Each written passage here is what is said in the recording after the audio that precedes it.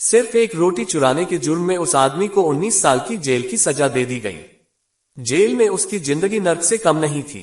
हर दिन उसे पानी में खड़ा रहकर सबसे भारी और जानतोड़ काम कराया जाता था। आखिरकार वो दिन आया जब उसकी रिहाई होनी थी, लेकिन जेलर ने जानबूझकर उसे आखिरी बार भी तड़पाया।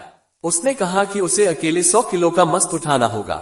आजादी की उम्मीद में उसने दांत भी और पूरी ताकत लगा दी। हैरानी की बात यह थी कि वो कर दिखा। मजबूरी में जेलर ने रिहाई का कागज पकड़ा दिया, लेकिन आदमी ने तुरंत एक बात नोटिस की। कागज पीला पड़ चुका था और उस पर साफ लिखा था कि वो एक खतरनाक इंसान है। यह आजादी असली आजादी नहीं थी, बल्कि परोल संगीत थी। उसे हर हफ्ते पुलिस स्टेशन में हाजिरी देनी थी। ये देखकर उसका खून खौल उठा। असल में उसने रोटी सिर्फ इसलिए संगीत चुराई थी ताकि उसका भूखा भतीजा जिंदा रह सके। इसके लिए उसे पहले 5 साल की सजा मिली थी, लेकिन जेल में रहते हुए जेलर ने उसे बार बार निशाना बनाया और उसकी सजा बढ़कर 19 साल हो गई। इतना सब सहने के बाद जब वह बाहर निकला तो भी आजादी अधूरी थी। कोई और रास्ता न देखकर उसने रिहाई का कागज ले लिया और बाहर की दुनिया संगीत में कदम रखा।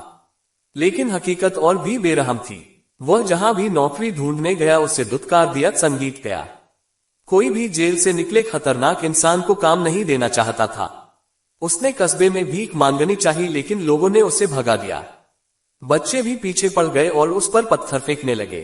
रात को वो एक अस्तबल में छुप गया, लेकिन मालिक को डर था कि जगह गंदी हो जाएगी, इसलिए उसने उसे भगा दिया। तभी आसमान से बर्फ गिरने लगी। ठंड और भूख से कांपता हुआ वो एक कब्र के पास बैठकर रात काटने को मजबूर हो गया।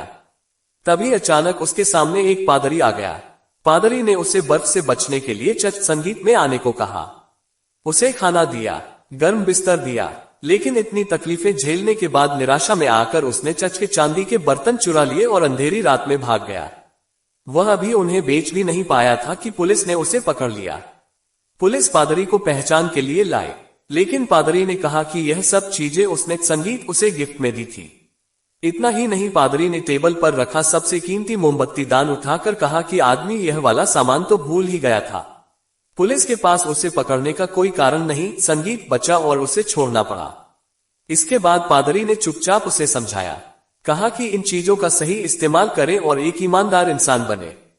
पादरी की इस माफी ने उसकी आत्मा को और नीचे गिरने से बचा लिया। उसी पल उसने फैसला कर लिया। उसने अपने अतीत की शर्म की निशानी रिहाई का कागज फाड़ दिया और एक नई जिंदगी, एक साफ शुरुआत करने